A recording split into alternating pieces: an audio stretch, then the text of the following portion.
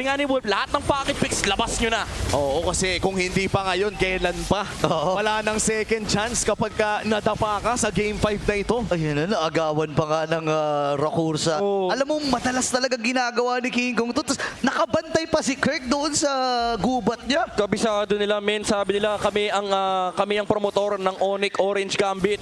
Si Kirk, hinarangan niya yung rotation ng Fred and Super Friends. No! Okay, ang baba ng HP niya. Pero King Kong, King Kong, King Kong! Nagugulong-gulong. Si Yue kanyang napuntahan. Pero hindi na muna lalaban dito ang Onyx PH dahil wala nga yung presensya ni Brusco at ni Super Prince. Pero si Light, umaamba-amba. Masyado kang matapang dyan, pre, pag nilapitan mo yan. Oo.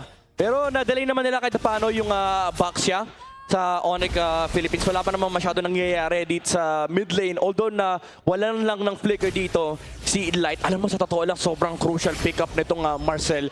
They have to make this work. May kopya naman sila nung Mystic Gush mula dito kay Super Friends. Essentially, Gord Marcel din yung hawak ng Aurora. Tapos may kakombo pa ng Fredrin. Okay, lalapit si Demon Knight dito at tatama yung kanyang tot. Pero si Brusco kasi yan, napakakunat.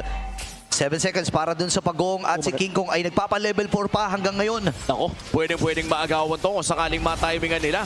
Ang tanong ay re-retry ba? Mukhang makakapag-4 pa rin naman pero si Demon kahit na makakuha nito. Oo, gugulong-gulong si King Kong. Naghahanap siya kung sino man ang kanyang babanggain. Si Kirk naman din ay nakaantabay lang. And si Brusco, sabay si Yue, hawak niya yung Mystic Gush. Papasok na rin si Edward. Oh! Nagamit na ni Yue kanya Mystic Gush. Kaya lang parang nagpatol dito si Edward. Nagamit na rin yung Revitalize. Sinigtas si King Kong. Ganun din naman si Brusco. Retrian. Wow! Pero si D kaya magwawagi at ang Aurora ay atras na.